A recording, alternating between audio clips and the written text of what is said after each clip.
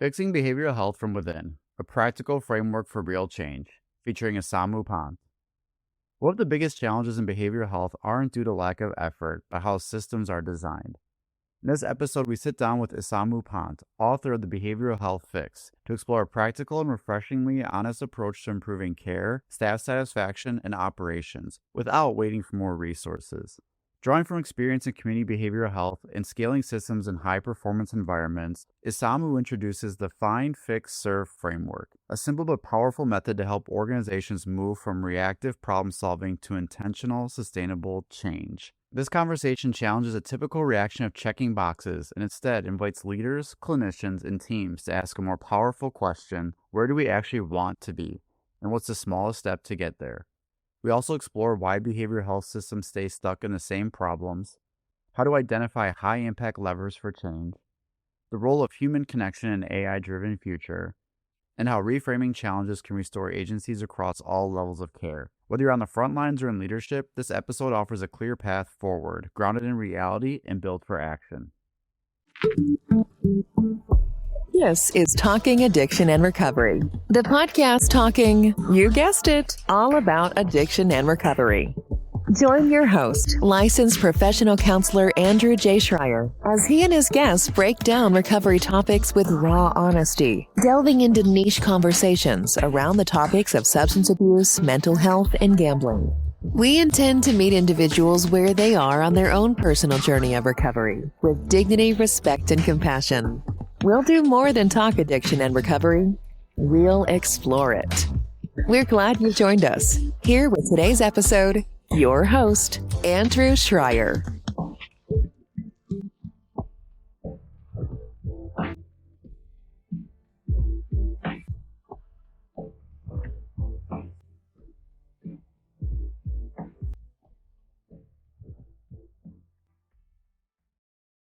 Before we learn about this episode's guest, I want to take a quick minute to share something exciting. Talking Addiction and Recovery podcast now offers free continuing education credits for select episodes, currently approved through IPGGC for gambling counseling credentials, with more approving bodies on the way. You can check out what's available at andrewjschreier.com/continuing-education. I'm really proud of what we built there, and I can't wait to share more with you. Now, let's get into today's conversation. Isamu Pant is the founder of Behavioral Health Fix and author of the Behavioral Health Fix, a leader's guide to better care, happier staff, and smoother operations. He works directly with behavioral health and IDD executives to fix long-standing operational problems and grow without burning out staff or putting care at risk, often in focused 30-day sprints. Before launching Behavioral Health Fix, Isamu built the first analytics department and led organization-wide strategic initiatives in a 500-person community behavioral health center, and later helped Amazon Web Services stand up and scale a new cybersecurity and early AI services organization. He now brings that combination back to the field to help leaders build the operational foundations, governance, and workflows that support better care and staff well-being, and to layer AI on top of the foundations in ways that actually help, rather than chase tools for their own sake. Recent appearances include the opening keynote at the Behavioral Health AI Summit and the Behavioral Health Business Perspectives podcast on the field's first AI-related labor action. You can learn more about Isamu in the podcast notes. On this episode of Talking Addiction and Recovery podcast, we want to welcome Isamu Pant. Thanks for being here. It's my pleasure, Andy. Thanks for having me. Yeah, I know we just talked about, we saw each other recently, but it seems like we haven't seen each other in a while. We might get to talk about some of our conversations and connection from our experience together. But for people who don't know who you are, can you give a little bit of a background about what you do or anything else you want to share with us? Sure. I'll give as brief an overview as I can. You dig into wherever you want to dig into. So I have a mixed background. I first came into community behavioral health, recruited into it about 10 years ago, and I was on the data side of things. So my job was to figure out how we could use data to help drive better care, or drive a better experience for our clinicians and staff.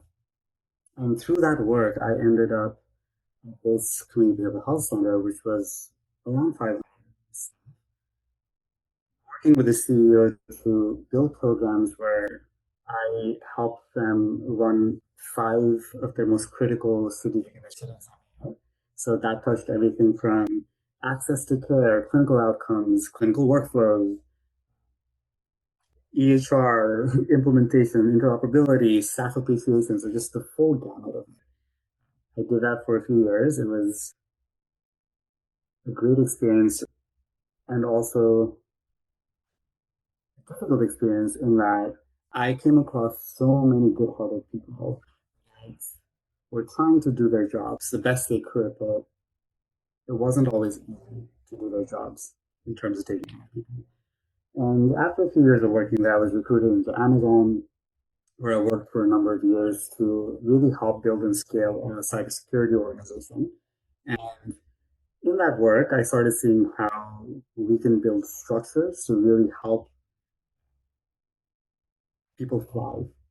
So Jeff Bezos, love him, hate him, has this quote that says, "Good intentions don't make change, mechanisms do." And this whole ethos was this idea of how do we create the structures to help people thrive.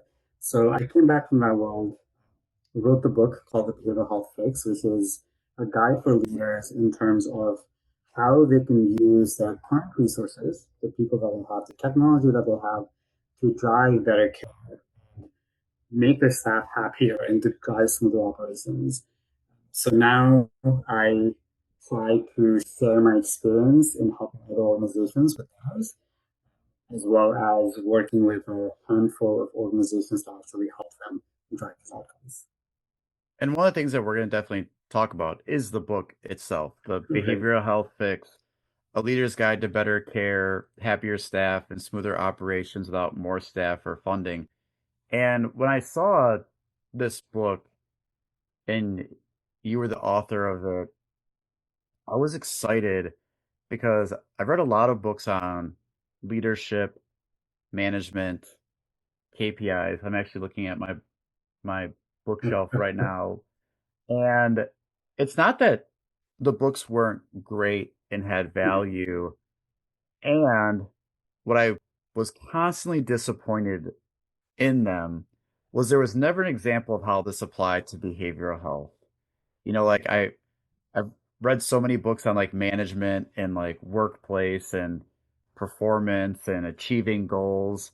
And it's like about an assembly line company. It's Right. about maybe some like restaurant or some sales, some other product that goes out there. Maybe we could get a hospital setting, but hospital and behavioral health is not necessarily the same thing. So I was so excited that there was a book that kind of focused on this with a direct lens on behavioral health.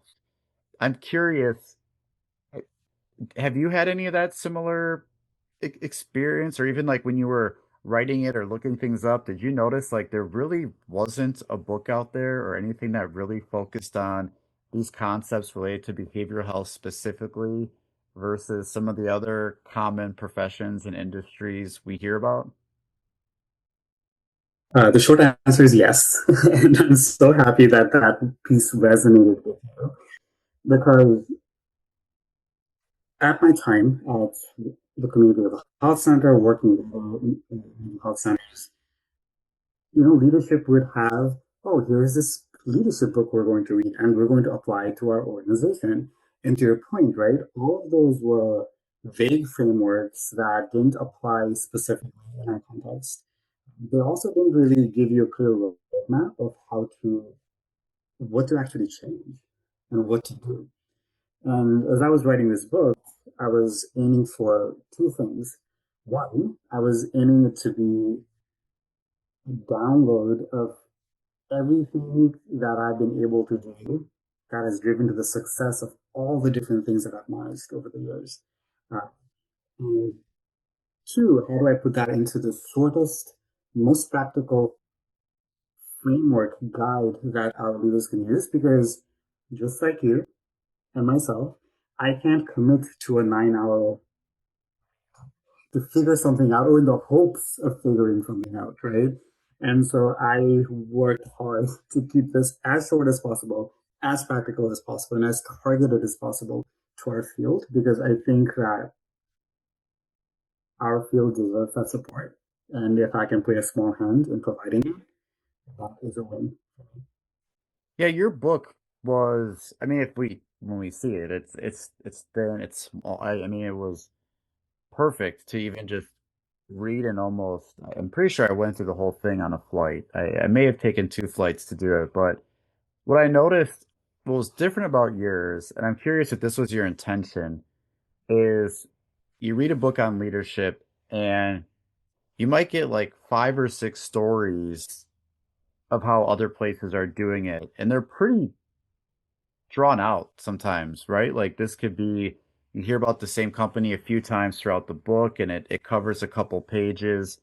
Once again, I don't think there's anything wrong with storytelling because that's a big part of how we learn, how we connect. At the same time, it seems like your focus was trying to keep people on what matters most and not be able to sort of veer off or go too far astray and to keep it really as simple yet as impactful as possible. Like I don't need to try and convince people or throw a lot of stuff in there to make this work. It seems like the intention was to keep the focus on what matters to try and help make some fix. Is that where am I with that? Is that accurate? Just curious. That is spot on. So great job reading the book, Amber. And yes, I wrote it as I was writing it. I was going through three particular thoughts. The first one was I wanted there to be enough story in it so that a leader who could use this book could see themselves in it, right? In terms of here are the challenges that I'm facing, here are the things that I want to resolve, here are the things that I just haven't been able to do. So I wanted there to be enough context so if you're the right person, then you start reading and you say, okay, this is something in here that will help me. The second piece that I personally don't like because I'm a father and I'm doing this work and I don't have extra time is that I also didn't want someone to have to hint for what the action item is, what is the wisdom, what is the framework in this book. I didn't want to have people search for it. So that was the second thing that was very explicit in terms of the focus. And the third thing that I wanted to do was to really outline a vision for what the future could look like if we were to take this apart. My hope was that you have the pain up front of where we are now, a pathway that can help, and this is where we get to. So those are the three kind of meta intents that I had. Another thing that I thought was different about your book was even though you might look at it and it says a leader's guide and you think about like organization or you think about goals and problems, I also felt connected as a clinician reading it. Even like the first chapter, like why this feels hard. I was like, oh, someone sees me, someone recognizes that. So I imagine a lot of other books on like leadership, organization, cape, all that talk is not always going to land with some of the, what we say frontline staff, some of the direct service providers. It almost seems like this is an organizational book that a lot of people within the organization, no matter where, could relate and connect with. And it doesn't mean we all have the same role in it, doesn't mean we all have the same responsibility, but it to me it seems like this is a book that I could give it to a counselor, I could give it to a nurse, I could give it to a clinic manager, I could give it to executive level, and I think everyone would be able to have like a collective experience with it that I don't know if other manager leadership books have accomplished. Was that important to make sure that it, even though it says it's a book for leaders, it also represented the staff who are, answering phones, the ones scheduling appointments, the ones who are doing counseling and services. It felt very much that they are represented, even if their direct role or title wasn't leader? You are making my day, Andrew. So the answer is yes, it is important. And a lot of times, I think that as we ascend into leadership positions, sometimes we get disconnected from the front line, right? Because there are bigger headwinds we're looking at. But ultimately, I, as a leader, see if I were to think of who I'm serving as customers, that I am serving the patients who are coming to our doors, and I'm serving our staff. Those are the two bodies that I serve. And to me, that's important. And the reason the framework in here resonates is because it's not necessarily just a leadership framework, it's a problem solving, right? And it can be applied at any level. When I work with organizations, and if I'm installing this system for them, which I am currently doing with a large organization, around 700 staff, we started at the director level to start the transformation because the executive team thought there was that it could be useful. But I knew it would be very helpful for the executives. So then we started a second layer of engagement where I'm now working with the executives on the same thing. And the reason I focus that on the at the leadership level in this book is that ultimately I think this is far more powerful when it is embedded in every layer of the organization, right? Because the core problems that we're facing at the front line. Like I think the hardest jobs are for the front line and for middle management because they're kind of sandwiched between expectations, right? And that was my experience working as I was looking at access to care and clinical outcomes and working with clinical managers and providers and front desk staff and admin on how can we work better.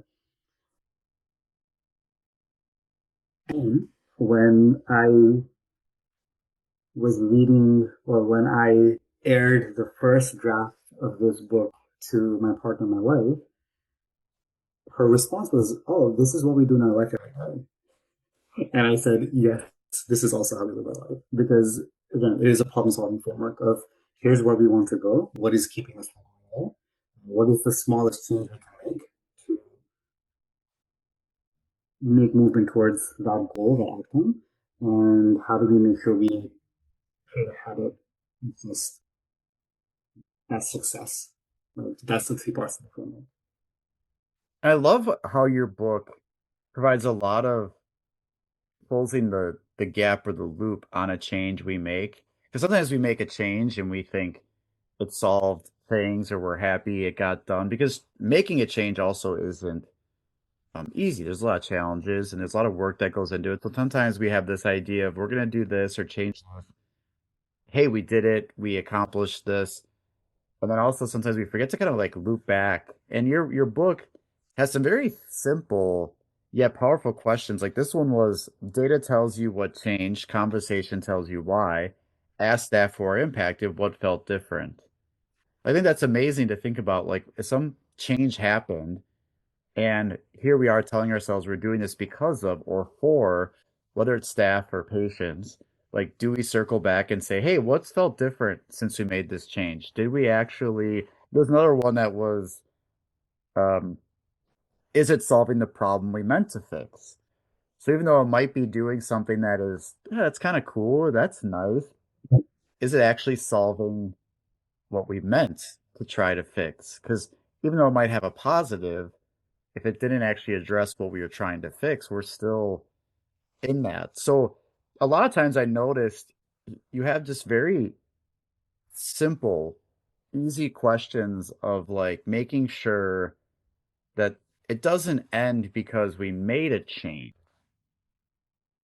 but that we have to make sure that like when we make this change or we try and make this fix, that we sometimes ask these questions to see like, did it do what we thought it would? Did it actually address the problem we set out to? How does staff feel about it? Is it, we said it made their job easier. Did it? Or are we thinking it did, but frontline staff is thinking, no, this is actually now making things harder. So, how important is that when we talk about change and making fixes that we don't have this sigh of relief and okay, we did it once we published something different or we released a new process, but no, there's more to this to follow up on. Right. And I think it's a critical component that, to your point, is usually missed, right? And anyone who is in the in the part of the organization providing care, we're not lacking in processes, right? There's more than enough processes and things to do to go around for everyone. And what I find, and in the book, I call it a false fix, right? Because of how our history in this type of service has evolved, I find that often we default to, okay, we need to do something, so let's do it and check a box. We checked another box and now we want to move on. And what that has led to is this layering of things that then creates this really complex environment where we're doing all of these things. No one really knows why. No one really knows if it's the most effective way to do it. And if someone ever questions that, the response is, well, we don't have the time right now to figure this out. So, so I think two things, kind of moving away from this idea of, oh, we just fixed one thing in isolation to this idea of, okay, we are working towards this organization that will drive better care outcomes, that will drive a better staff experience, that will operate with less friction. That's a journey, right? That is not a I fixed one process. And as part of that journey, one of the most critical things to cutting down on that accumulation factor is actually, again, seeing what is working, what can be.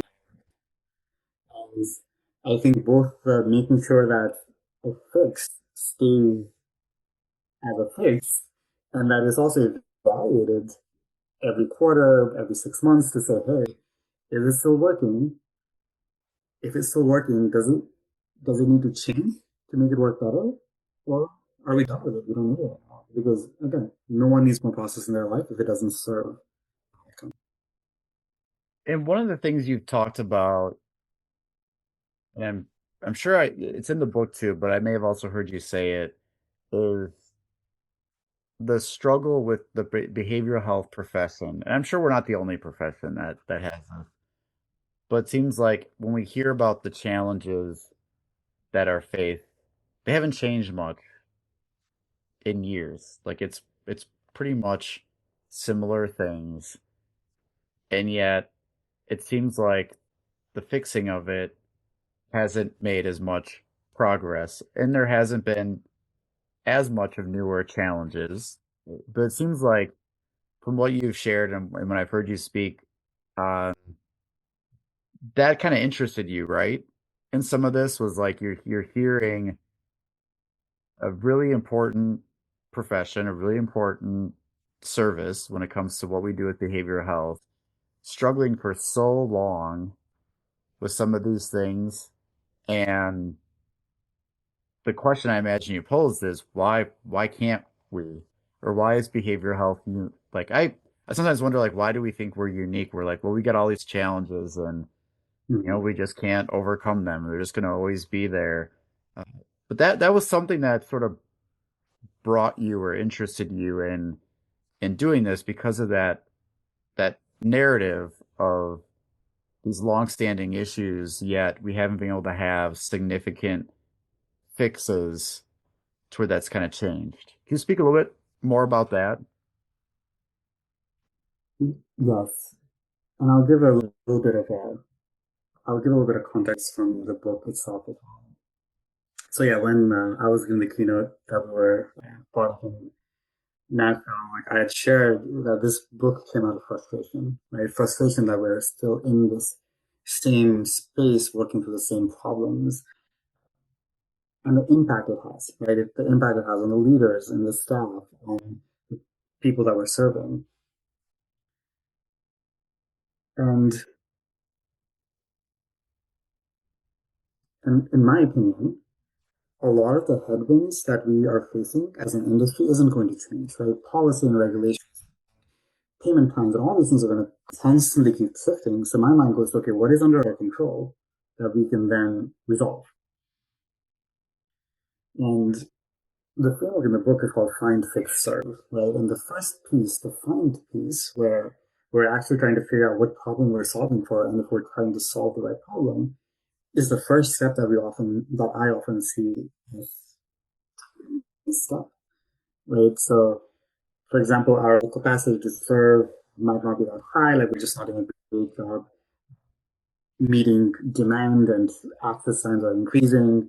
And the fix that comes to people's mind might be, hey, we need to hire more staff, which is traditionally what we do, we hire more staff.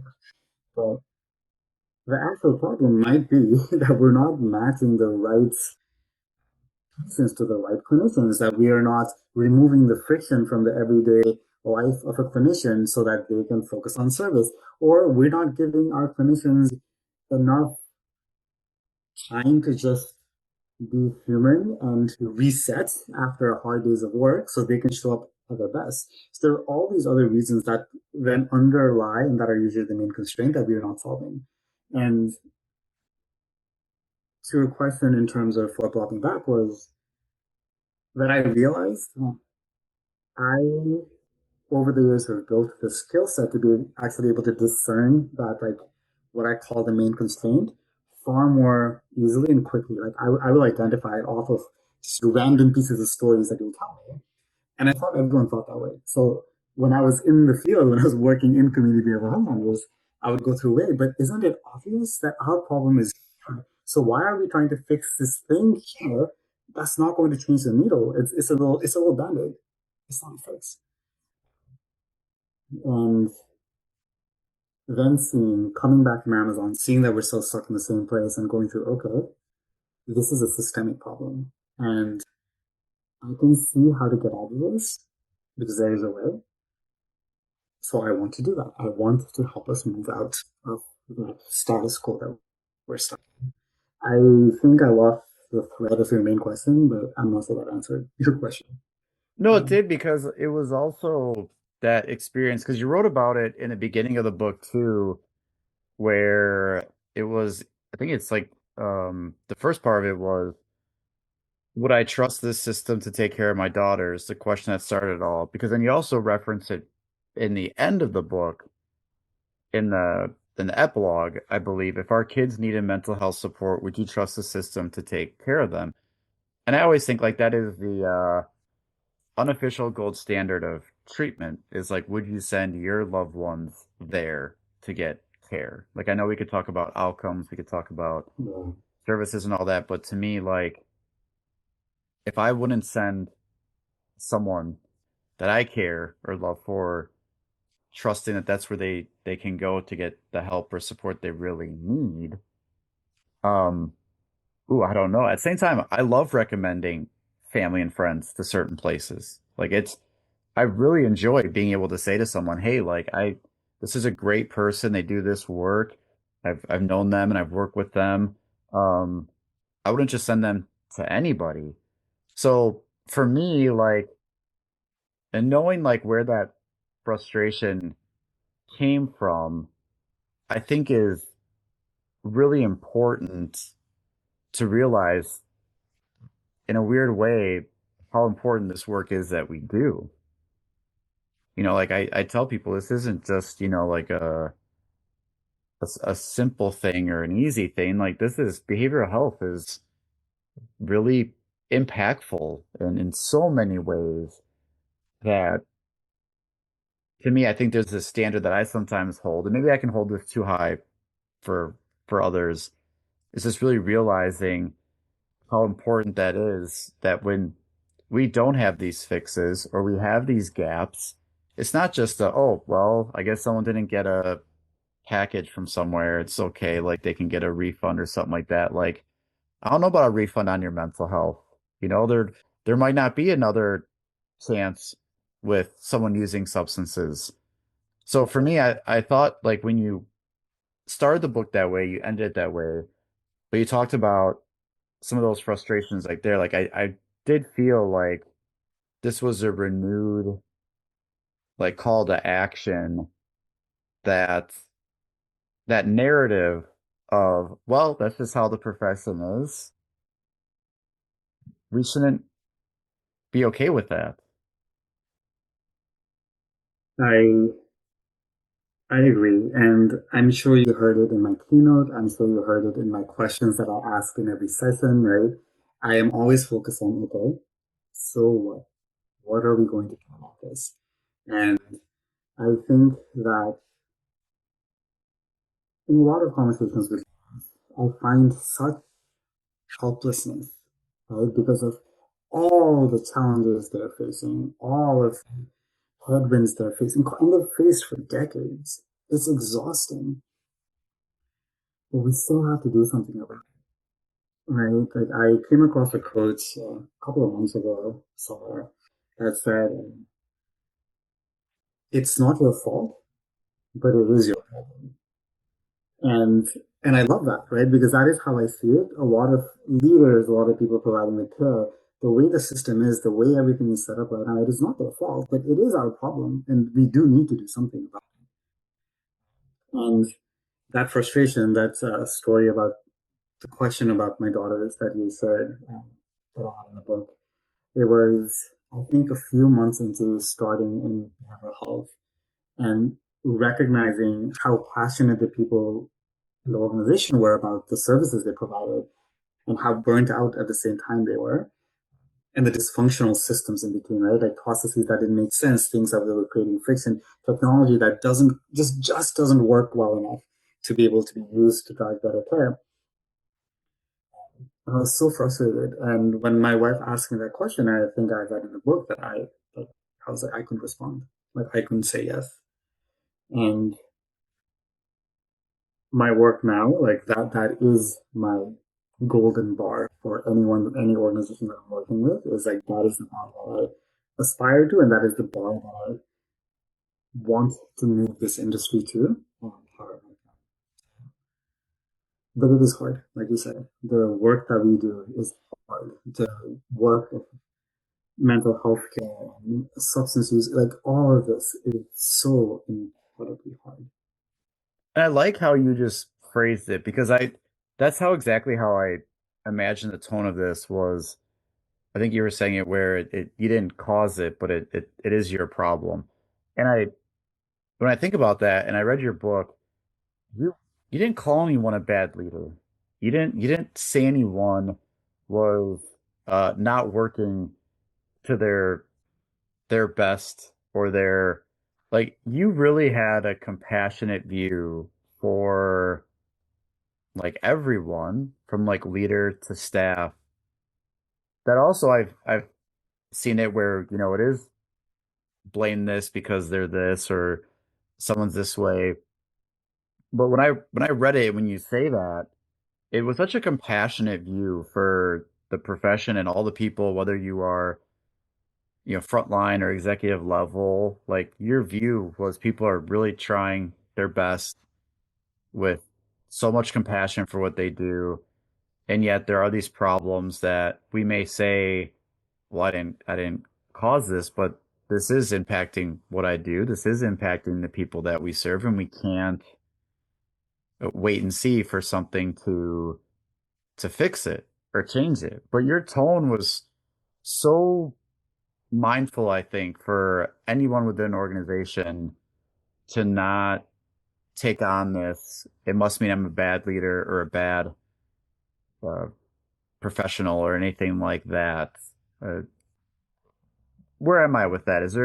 Was there an intent with that? Were you really trying to focus on not trying to like point fingers or say like, hey, if you would stop doing all this, you'd be in a better spot. Like you really avoided like going below the line and pointing fingers at where we've seen people sometimes say is the problem.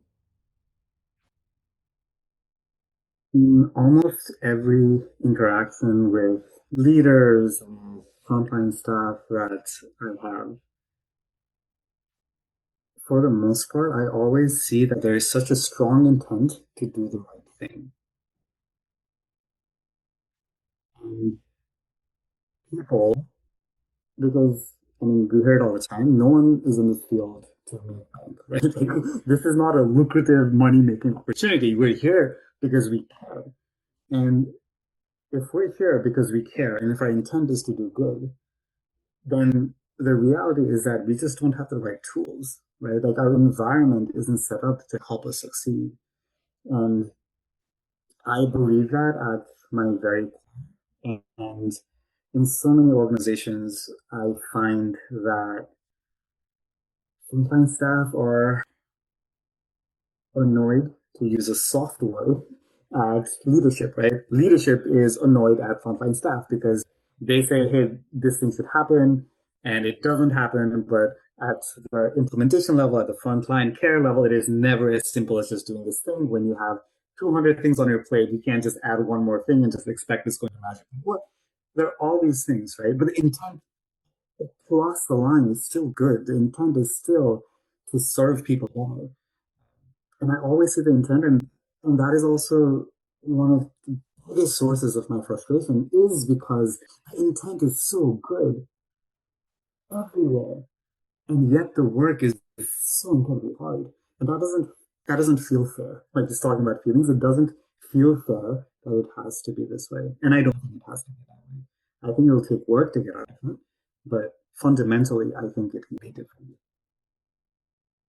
Yeah, that's so important because I think that's the way to a way to bring people together on it too. I mean, we talked about how your book already sort of sets that tone with like anyone in the organization could read it and probably feel seen. And even if it's seen because of the frustrations I go through or seen because of the fixes we're trying to make, but also trying to point out that this isn't to call anybody out or attack someone's character or just not being able to do it, but just the challenges that are there. So I really appreciated how that was from that counselor self part of me is like I don't think anyone would read this and think the author is shaming them about why it is where we are and where they might be struggling. That it's you basically make it very understandable as to why it is. So thanks for that. Um, I know, Thank you for sharing that because I'm happy to come across that way. yeah. And one thing that you and I got to be a part of the Behavioral Health Artificial Intelligence Summit. You gave a amazing keynote with some really great takeaways. We were able to talk a bunch of times throughout, and one thing that really stood out in one of our conversations, and my colleague was with me too, and I just want to share this story with you already because I was at a conference speaking, and I was talking about retention because retention is becoming a really passion of mine in this work. And someone was brought up a question about like, well, where do you see things being in the next couple of years? And I stopped myself as I was about to think about like certain trends, or as I was about to think about some things that I anticipate might happen. I was like, oh no, no, no. Remember, we changed this reframe on where do I want things to be in the next few years. So I said, I can't tell you where we're going to be. Like I can't tell you like there's a lot that could happen between today and tomorrow. Right. But I said, here's where I would like for things to be when it comes to certain areas. And I kind of just broke down some of the things where I'm like, I would like it to be where, if I was seeking services for this, or if I was doing this, that like this is what would happen, or this is how the person would be treated. Like I was just kind of going through like where I would want things to be, not necessarily knowing whether that is what's going to happen. But that was a reframe that we really talked about, and you've written about this a couple times, I think, in some LinkedIn posts too, that a part of us gets caught waiting for other things to tell us what's going to happen, right? And right now, artificial intelligence was a big one that we were a part of. It's not the only one, though. There's other things, but we Yeah. sort of are waiting to see where some other things take us versus sometimes wondering where do we want things to be and where we want to go. And I feel like there is a lot of pressure coming from other things as to what you need, what you must have, where you need to go if you want to be successful.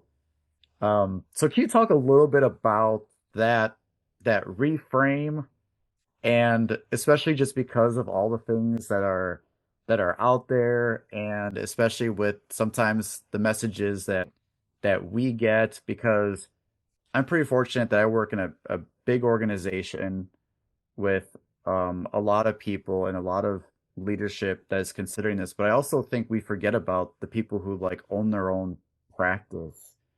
Um, and they're hearing all this, and they're like, I can't imagine what they're going through. When I got a team of people who we can bounce ideas off of, speak on a panel, but there's also Right. people who are um, running their own practice, so they're doing something small, and they're also getting bombarded with, "You need this, you must have this. If you don't have this, you're not gonna make it." I don't think we ever heard so much that messaging in the past. I've been doing this for 20 years, and I don't really remember so much of that language or messaging that I had to have something. Counseling really believed all you needed was a piece of paper and a pen and two people in a room, and you can still make it work. A lot different today. So I know I'm throwing a lot out there with you, but can you talk through a couple of those things? Because I think that's really, really powerful and empowering for people to change that reframe that you provided and that I've used already. Well, I am so happy to hear that you were able to use that reframe because, just like you said, it is a very empowering. I think in the current day and age, there is so much in terms of general like fear of missing out, right? Like here are all these things, like I just said. And if you don't have it, then your practice isn't going to be successful. Your organization is going to fail, and you're this, you're that. Your life is going to be in shambles. And I don't think there will ever be. But when we give into those forces, and there are many writers and researchers who have done so much more work into this, but when we give into those forces, then we shape our internal narrative. And that shapes our agency in terms of what we're able to do, what we think is possible. And I believe that human beings in general are very capable of finding a pathway to get where they want to get if they have a sense for what they want. And so I think the single most empowering thing is to be able to say, what do I want this to look like? And like just let's just say 3 years, like 10 years, even I can't fathom that far ahead, but 3 years feels fathomable. And with that, if you're filtering every decision in terms of, okay, does this tool help me get there? Does this little piece help me get there? Does this action that I'm about to take, this decision I'm going to take, does it help me get there? Or is it a distraction? Right? It's a very simple Mm. lens to view the, but with all the bombardment of information we have now, like that simplicity is what we need, right? Because we don't need to remember gigantic strategic plans or my 5 step, 5 point plan for my life. Like you don't need to remember that. You just need to remember what is the feeling I want to have, what is the outcome I want to drive. I'm just working backwards from there. And when we talk about that, the field of behavior change and mental health care, like I think that that collective intent can make massive compounding changes in how policies move, in how organizations move, in how we care for our staff. I was in a podcast recently where I was being interviewed around the union strike that happened um, at Kaiser and AI replacing clinical work. One of the questions that they asked me was around, yeah, like, what is the future of the workforce? Like, are we going to get replaced? Like, what is going to happen? And the reporter asked me, like, if I were to walk into an organization, like, how would I help guide them to make sure that we are able to preserve our image, right? And I said, well, the first question I would ask is, is our intent as an organization, as leaders, is to provide the best care possible, or to have the most financially viable organization possible. If it's financially viable, then yes, the robots will take over. There's, there's nothing more to it. But if it's really about care, which in the field of mental health, I believe is a social human thing. It is about human connection that cannot be replaced because we're a social species. So if that's the case, then that then drives the decisions of okay, how do we take care of our stuff? Like how do we move forward? What do we want envision the future to be? How do we want the staff to experience it? How do we want our patients to experience it? And so I think there are so many layers to it, but to your point, it's as simple as what do I want this to look like or feel like 2 years from now? That's how I think of it. I thought that was really important because there's so many things I could think about, like what is going to happen or trends or future things. It's good to know those things, but also it's just made me rethink of, I mean, where do I want to see things? Like one area that I do a lot of work in is with gambling. And Mhm. for me, a lot of it is paying attention to things about gambling, which has been, like sports betting, prediction markets, all this type of stuff. And it's like, well, where do I want to be with gambling in 5 years? And part of me is like, I just want to be like where when there's an article about gambling or an article about someone that got in trouble for, like, at the bottom of articles, we have phone numbers and websites for people to seek help. Like we have that now for substance use and mental health. We didn't always. But gambling, there's so many headlines, but nothing at the bottom for like, so to me that takes away from like, well, what's sports betting gonna do or what prediction market's gonna do? A lot of it out of my control. I still need to be aware of it. But for me, really, is that's what I would like to see happen in the next few years, where it is normal to have a website or a phone number for help just like we have for other areas, which is what we don't have right now. And that's a fix because people don't have access to Yeah. support and helplines. So to me, I started like realizing that it's not to just avoid and dismiss trends and what's happening, but also like to me that close the loop or that anchor to it is also like, well, where do I want this to be? Where do I want this to look like in a few years? And then that's really where a lot of my work comes in then. Like that's where a lot of what I'm gonna do is gonna get poured into. So it was such a powerful reframe. And I think it really helps to help manage. I always say like two truths can exist at one time. Like Yes. it is true that these things are happening or that these are the things that we are predicting um, that could go on, but also by not being there right now and by also not knowing what's actually going to happen, what do you want to do with that? And that provides like a much more, like I was saying, empowering feeling that there's some things that I can do to make some fixes. So I'm really wanted to share that with you because I know we had that conversation. The fact that it came up in a conference unplanned, I did not expect Right. to. I could have easily got caught into the, well, this is what we're seeing or this is what we're thinking. But I felt like the answer helped to redirect on like this is what I want to do, this is what I want to see, and that's what I'm gonna try and do. So I love that. And I'll share a quick story too, because it happened this morning. So, morning time is before breakfast. I was downstairs with my family, and my 6-year-old just like jammed her finger in her drawer so hard that like it just like immediately bruised, right? So she's 6 years old, she's screaming and crying, and it hurts, and to the point of two truths being exist at the same time. But the subsequent conversation I had, as I was giving like covering her and like, kind of looking over the damage was, okay, we need to take some deep breaths. And it hurts, right? It hurts a lot. Yes, Dad, it hurts a lot. It hurts a lot, and that's okay. It hurts a lot, and that's okay. And right now, the choice is if we keep screaming, your mind is going to think it is far more painful and the damage is bigger. But if you're able to take deep breaths then it will help you feel better. So just tell yourself that it hurts a lot and that's okay, right? And we're able to work through it. But it's that he's stating that the two truths couldn't exist at the same time. You brought that story to mind.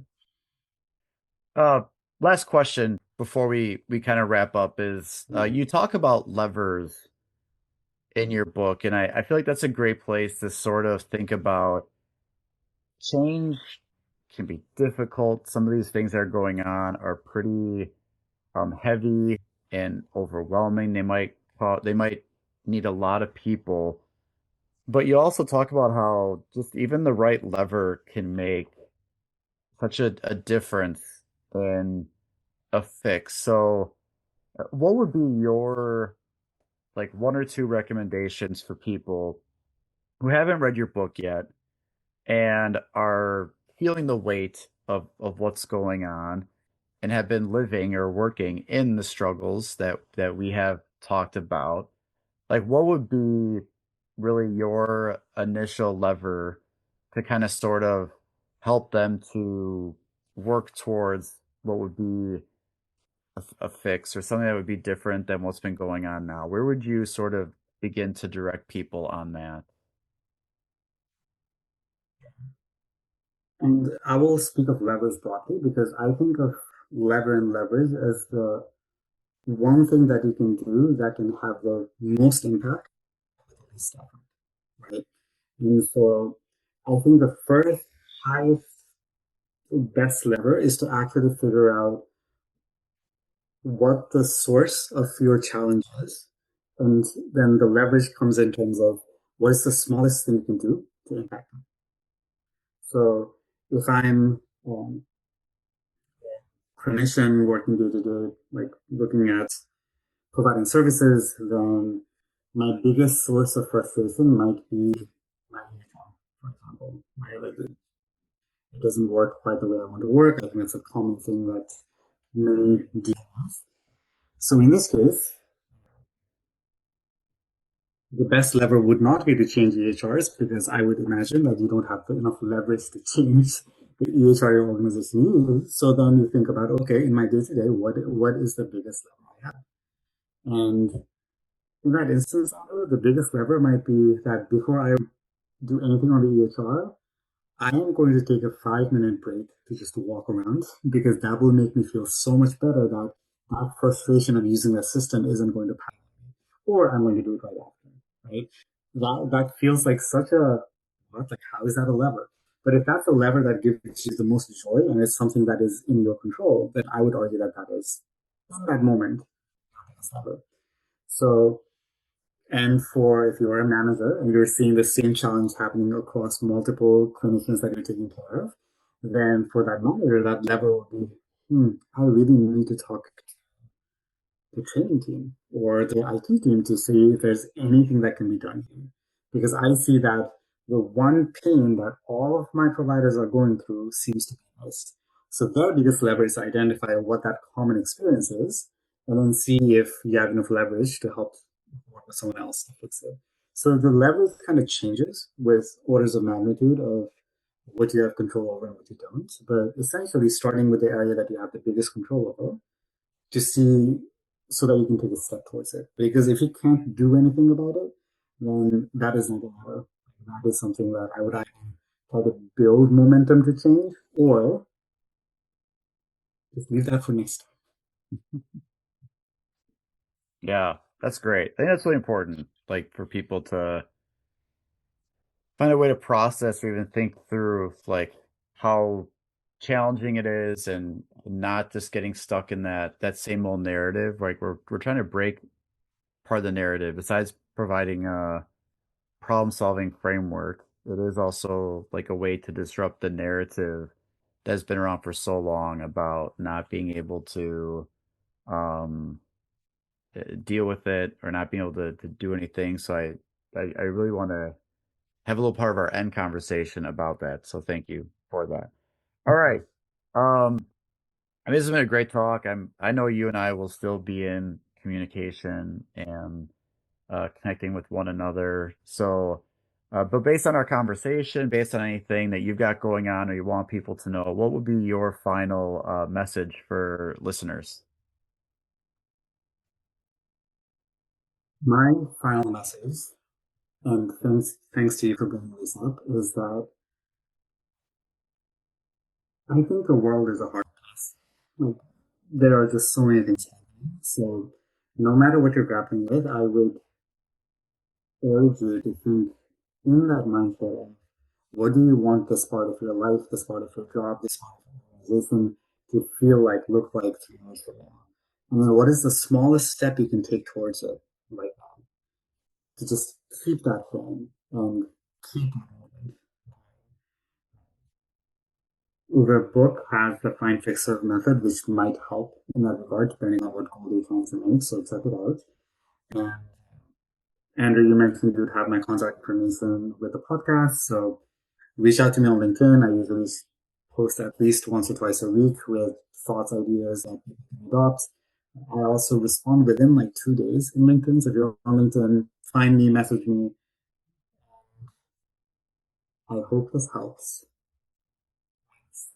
moving forward on challenges that might feel unsolvable. But most things in life are solvable. It's just a matter of how do we. So thank you for having me. This has been a fun conversation. I enjoyed all the conversations that we had together in Nashville. And thank you for this opportunity.